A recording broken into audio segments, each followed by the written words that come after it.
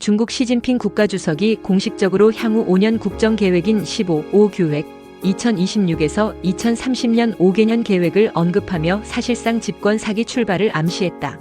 이달 발간된 중국 공산당 이론지 추스 최신호 제목 중장기 계획을 통해 경제사회 발전을 이끄는 것은 우리 당의 중요한 치국 방식에서 15오 규획에서 어떤 목표를 정할지 사전 철저한 연구가 필요하다고 지시했다. 2025년은 14차 규획 종료 시점으로 15차 규획 초안 작업이 한창이다. 시진핑 주석은 국제 환경의 변화를 적극 평가하고 이에 대응하기 위해 경제 구조를 조정해야 한다고 강조했다. 국가발전개혁위원회 NDRC는 지난해 말부터 관련 연구를 진행했으며 2025년 가을 중앙위원회 사중전회에서 관련 제안이 승인될 예정이고 2026년 3월 전국인민대표대회에서 최종 확정된다. 계획의 주요 축은 경제 회복력 강화, 기술 자립, 환경탄소 대응, 농촌 활성화 등 다방면에 집중될 것으로 보인다. 지난 2024년 7차 20기 3중전회에서는 2029년까지 약속된 개혁을 완료하겠다는 명시적 언급이 포함됐다. 이는 2027년 이후에 지도부 구성 연장 가능성을 제시한 강력한 신호였다. 애널리스트들은 2029년 언급은 시 주석이 사기 집권을 염두에 두고 있다는 작은 신호라며 이가 없었다면 굳이 날짜를 특정할 필요가 없었다고 분석했다.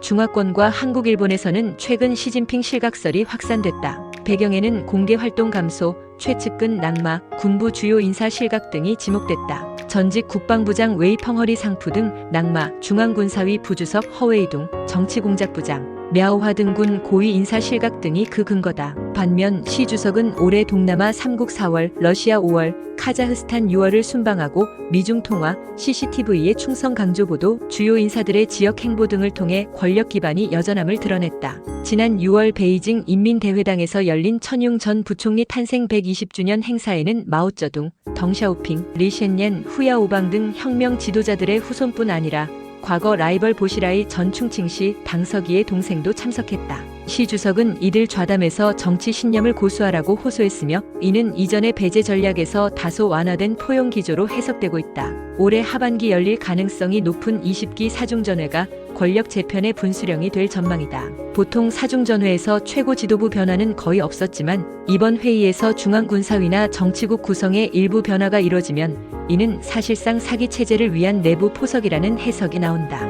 전문가들은 이번 추스 기고와 15오 규획 발언, 포용 전략 전환이 사기 집권 롱게임의 일부라고 평가한다.